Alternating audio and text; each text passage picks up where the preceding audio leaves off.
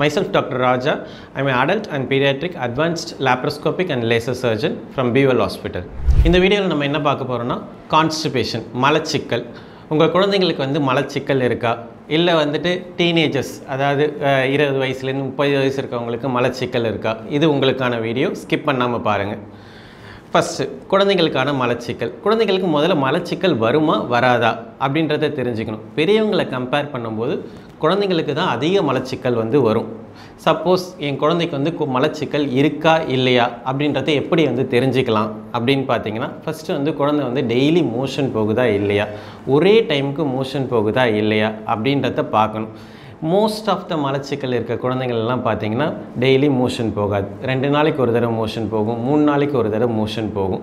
Motion போகும்போது ரொம்ப டைட்டாக போகும். மோஷன் போகும்போது அம்மா வலிக்குது அப்படின்ற வார்த்தையை சொல்லிக்கிட்டே தான் வந்து மோஷன் போகும். ஸோ இந்த மாதிரி சிம்டம்ஸ் வந்து இருந்துச்சுன்னா கண்டிப்பாக மலச்சிக்கல் இருக்குது அப்படின்றத தெரிஞ்சுக்கணும். சரி, ஏன் வந்து குழந்தைங்களுக்கு மலச்சிக்கல் வருது? குழந்தை தானே அது, பெரியவங்களுக்கு மலச்சிக்கல் வருதுனாலும் பரவாயில்ல, ஏன் குழந்தைங்களுக்கு வந்து மலச்சிக்கல் வருது அப்படின்னு பார்த்தீங்கன்னா 3 முக்கியமான காரணங்கள். முதல்ல வந்து உணவு பழக்கங்கள், ரெண்டாவது வந்து பார்த்திங்கன்னா அவங்களுடைய நீர்ச்சத்து வந்து எந்த அளவுக்கு வந்து இருக்குது, மூணாவது வந்து பார்த்திங்கன்னா அவங்களுடைய டாய்லெட் ட்ரைனிங் வந்து எப்படி இருக்குது. அதை பொறுத்து தான் வந்துட்டு அவங்களுக்கு மலச்சிக்கல் வந்துட்டு வரத்துக்கான காரணங்கள் இருக்குது. இதை நம்ம ஒன்று ஒன்றா விரிவாக வந்து பார்ப்போம். ஃபஸ்ட்டு வந்து பார்த்திங்கன்னா உணவு பழக்கங்கள். உணவு பழக்கங்களில் வந்து பார்த்திங்கன்னா இப்போ மோஸ்ட் ஆஃப் த குழந்தைகள், இந்த மலச்சிக்கல் இருக்க குழந்தைகள் வந்து என்ன சாப்பிடுது அப்படின்னு பார்த்திங்கன்னா பிஸ்கெட்டு, சாக்லேட், கேக்கு, மைதா ஐட்டம், குக்குரே, சிப்ஸு, அந்த மாதிரி ஐட்டங்கள்லாம் நிறைய சாப்பிடுது. இந்த மாதிரி ஃப்ரைஸு, அந்த மாதிரி ஐட்டங்கள் நிறைய சாப்பிட்றாங்க. ஸோ இது சாப்பிட்றதுனால தான் வந்து மோஸ்ட் ஆஃப் த சைல்டு, அதாவது ஒரு 100 குழந்தைங்களுக்கு வந்து மலச்சிக்கல் இருக்குது அப்படின்னு பார்த்தீங்கன்னா 50% ஆஃப் த குழந்தைங்களுக்கு வந்துட்டு இந்த மாதிரி ஆகாரங்கள் சாப்பிட்றதுனால தான் வந்து வருது. ஸோ இதை கண்டிப்பாக வந்து தவிர்க்கணும். நெக்ஸ்ட்டு தண்ணி வந்து குழந்தைங்களுக்கு ரொம்ப முக்கியம். மோஷன் வந்து லூஸாக போகணும், டைட் இல்லாமல் போகணும்னா நீர் சத்துன்றது ரொம்ப முக்கியம். இப்போ இந்த மாதிரி இருக்க குழந்தைகள் சப்போஸ் ஒரு வெயிட்டுக்கு தகுந்த மாதிரி வந்துட்டு ஒரு அளவு வந்து தண்ணி வந்து தேவைப்படும். சப்போஸ் உங்கள் குழந்தை வந்து பார்த்திங்கன்னா ஒரு 2 வயசு குழந்தை இருக்குது அப்படின்னா வந்துட்டு அவங்களுக்கு ஒரு நாளைக்கு வந்து ஒரு 2.5 லிட்டர்லேருந்து 3 லிட்டர் தண்ணி தேவைப்படும்னு வச்சுக்கோங்களேன். இப்போ இந்த மாதிரி மலச்சிக்கல் இருக்க குழந்தைங்களுக்கு எவ்வளோ தண்ணி குடிக்குதுன்றதை நீங்கள் செக் பண்ணி பார்க்கலாம். எப்படி பார்க்கலான்னு பார்த்தீங்கன்னா, ஒரு 2 லிட்டர் பாட்டிலில் காலைல தூங்கி ஏஞ்ச உடனே தண்ணி வந்து பிடிச்சி வச்சுருங்க. குழந்தை எப்பப்பெல்லாம் தண்ணி கேட்குதோ அந்த பாட்டில்லேருந்தே தண்ணி கொடுத்து பாருங்கள். இந்த மாதிரி மலச்சிக்கல் இருக்க குழந்தைகள் நைட்டு தூங்க போகும்போது பார்த்தீங்கன்னா ஒரு 1/2 லிட்டர் கூட குடிச்சிருக்காது. ஸோ அப்போ வந்து என் குழந்தை வந்து நல்லா தண்ணி குடிச்சிருக்கா இல்லையான்ற தெரியும். இப்போ ஒரு பேஷண்ட் எங்கள் ஓபியில் வந்து உட்காடுறாங்கன்னா மோஸ்ட் ஆஃப் த பேஷண்ட் உங்கள் குழந்தை நல்லா தண்ணி குடிக்குதா அப்படின்னு கேட்டோன்னா எங்கள் குழந்தை எப்போ பார்த்தாலும் கிளாஸ் கையில் தான் வச்சுருக்கோம், நல்லா தண்ணி குடிக்கும்னு சொல்லுவோம். பட் இந்த மாதிரி ஒரு முறையில் செக் பண்ணி பாருங்கள் அப்படின்னு சொல்லிட்டு செக் பண்ணி பார்த்தோன்னா நைட்டு எங்கள் குழந்தை 1/2 லிட்டர் தாங்க தண்ணி குடிக்குது அப்படின்ற சொல்லுவாங்க. ஸோ இதெல்லாம் வந்து சின்ன சின்ன விஷயங்கள். இதை நீங்கள் கரெக்ட் பண்ணாலே எந்த மருந்து மாத்திரையுமே இல்லாமல் வந்து குழந்தைங்களுக்கு இந்த மலச்சிக்கல் ப்ராப்ளத்தை சரி பண்ணிட முடியும். மூணாவது டாய்லெட் ட்ரைனிங். அதாவது வந்து பார்த்திங்கன்னா சில குழந்தைங்கள் வந்து பார்த்திங்கன்னா ஒரு நாளைக்கு காலையில் எழுந்துச்சி மோஷன் போகும். சில குழந்தைங்க பார்த்திங்கன்னா அடுத்த நாள் வந்துட்டு பார்த்திங்கன்னா மதியம் தான் போகும், அடுத்த நாள் போகாது, அடுத்த நாள் பார்த்திங்கன்னா நைட்டு எழுந்துச்சி போகும். இந்த மாதிரி இருக்கும்போது அந்த டைமிங் கரெக்டாக இல்லாத போது அதுவே ஒரு கான்ஸ்டிபேஷனுக்கு ஒரு காரணமாக இருக்கலாம். ஸோ இந்த மாதிரி இருக்க குழந்தைங்களுக்கு வந்து என்ன பண்ணணும் அப்படின்றத பார்த்திங்கன்னா டைமிங், அதாவது ஒரு டைமிங், அது காலைல டைமாக இருக்கலாம், மதிய டைமாக இருக்கலாம், ஈவினிங் டைமாக இருக்கலாம். நீங்கள் எப்போ சூப்பர்வைஸ் பண்ண முடியுமோ உங்கள் குழந்தைய அந்த டைமில் கரெக்டாக அந்த டைமிங்க்கு ரெகுலராக உட்கார வைங்க. உட்கார வச்சுட்டு அந்த டைம் மோஷன் வருதோ இல்லையோ குழந்தை ஒரு 10 நிமிஷம் வந்துட்டு ஸ்குவாட்டிங் பொசிஷன், அதாவது காலை குத்த போட்டு உட்கார வச்சு அந்த இடத்துல ஒரு 10 நிமிஷம் உட்காந்ததுக்கப்புறமா அது மோஷன் வருதோ இல்லையா நீங்கள் ட்ரெயின் பண்ணிக்கிட்டே இருந்தீங்களா ஓவர் த டேஸ் ஒரு 2 வீக்ஸோ 3 வீக்ஸ் கழிச்சோ வந்து பார்த்திங்கன்னா மோஷன் வந்து அந்த டைமுக்கு கரெக்டாக போக ஆரம்பிச்சிடும். ஸோ இதெல்லாம் சின்ன விஷயங்கள். இதெல்லாம் நீங்கள் கரெக்டாக வந்து ஃபாலோ பண்ணிக்கிட்டே இருந்தீங்கன்னா எல்லாமே வந்துட்டு சரியாயிடும். சரி, கான்ஸ்டிபேஷன் இருந்துட்டு போகுது, அதனால் இன்னும் ஆக போகுது, பாப்பா வளர வந்து அவங்களுக்கு சரியாயிடுமே அப்படின்றதையும் யோசிக்கலாம். சில பேரண்ட்ஸ் அந்த மாதிரியும் வந்து கேட்பாங்க.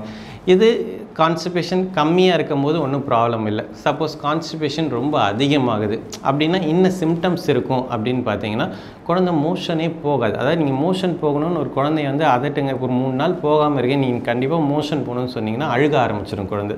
இன்னும் சொல்ல போனால் குழந்தை வந்து ஒரு செவுத்தோரமாக நின்று காலை 2த்தையும் பின்னிக்கிட்டு அழுதுகிட்டே இருக்கும். நீங்கள் மோஷன் போக வேணான்னு சொன்ன பிறகு தான் அது அழுகையே வந்து நிறுத்தும்.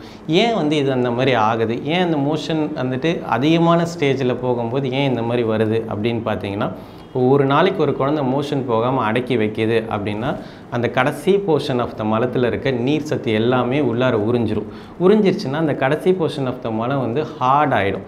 ஸோ அப்போ நீங்கள் ஒரு தடவை அதட்டி அந்த குழந்தை அந்த ஹார்டான மோஷனை வந்துட்டு வெளில போச்சுன்னா என்ன ஆகுனா, அந்த ஹார்டான மோஷன் நிறைய காயங்களில் வந்துட்டு அந்த இடத்துல ஃபார்ம் ஆகிடும். ஸோ அடுத்த தடவை அது மோஷன் போகும்போது நார்மலான மோஷன் வந்தாலே அந்த இடம் வலி கொடுக்கும். ஸோ அதுக்கு பயம் வந்துடும். ஸோ அடுத்த தடவை மோஷன் போனால் வலி வரும்ன்ற பயம் வந்து குழந்தைக்கு வந்துடும். ஸோ அதனால தான் அது வந்து அழுக ஆரம்பிக்குது. ஸோ இந்த ஸ்டேஜ்லாம் வந்துருச்சுன்னா குழந்தையோட ஹார்டான மோஷன் குடல் ஃபுல்லாக தங்க ஆரம்பிச்சிடும். சரி, இது தங்கிறதுனால என்ன ஒன்றும் ப்ராப்ளம் இல்லைல்ல அப்படின்னு நினச்சிங்கன்னா, இது தங்கிறதுனால குழந்தை சரியாக சாப்பிடாது. சரியாக சாப்பிடல அப்படின்னா பசி எடுக்காது. அதுக்கப்புறம் வெயிட்டும் வந்து இம்ப்ரூவ் ஆகாது. வெயிட் இம்ப்ரூவ் ஆகலைன்னா உங்கள் ஐக்யூ லெவலும் வந்து கம்மியாக ஆரம்பிச்சிடும். இது ஒரு பக்கம் இருக்குது.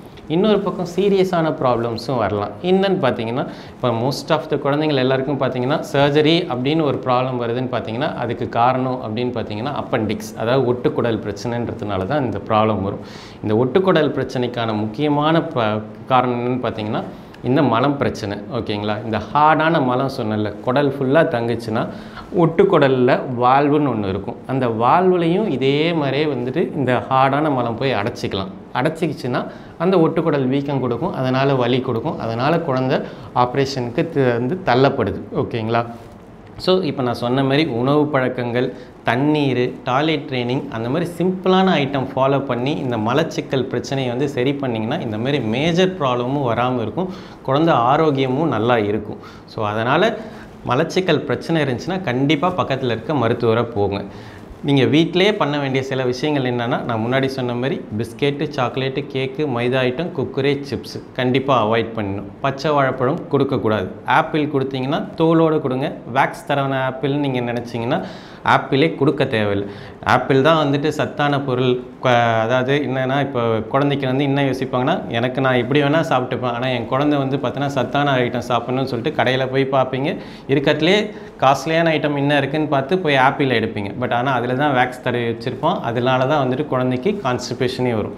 இன்னும் மலிவான பொருட்கள்லாம் இருக்குது. பப்பாயா, சரிங்களா? பப்பாளி பழம் குழந்தைக்கு ரொம்ப நல்லது, டெய்லி ஒரு பீஸ் வந்து கொடுக்கலாம். கொய்யாப்பழம் குழந்தைக்கு ரொம்ப நல்லது, அதுவும் டெய்லி ஒரு பீஸ் கொடுக்கலாம். அதெல்லாம் சீப்பாக இருந்தாலுமே குழந்தைக்கு நல்லது. இதெல்லாம் வந்து குழந்தைக்கு கொடுத்து பழக வைங்க. ஸோ இந்த மலச்சிக்கல் பிரச்சனைன்றது ரொம்ப முக்கியமானது. அது உங்கள் குழந்தைக்கு இருந்துச்சுன்னா ஃபஸ்ட்டு கண்டறிஞ்சிங்கன்னா அதை ஃபஸ்ட்டு ஒரு மருத்துவர்கிட்ட போய் காமிங்க. அதனால் டயட்லேயே சரி பண்ண முடியுமா, இல்லை மருந்துகள் தேவையான்னு பார்த்து சரி பண்ணுங்கள். ஸோ மேஜர் ப்ராப்ளத்தை நீங்கள் தடுக்கலாம். இந்த வீடியோவை உங்கள் ஃப்ரெண்ட்ஸ் அண்ட் ஃபேமிலிஸ்க்கு எல்லாருக்கும் ஷேர் பண்ணுங்கள். இந்த வீடியோவிலையோ இல்லை மலச்சிக்கல் பற்றியோ ஏதாவது உங்களுக்கு சந்தேகங்கள் இருந்துச்சுன்னா எனக்கு கமெண்ட் பண்ணுங்கள். தேங்க்யூ.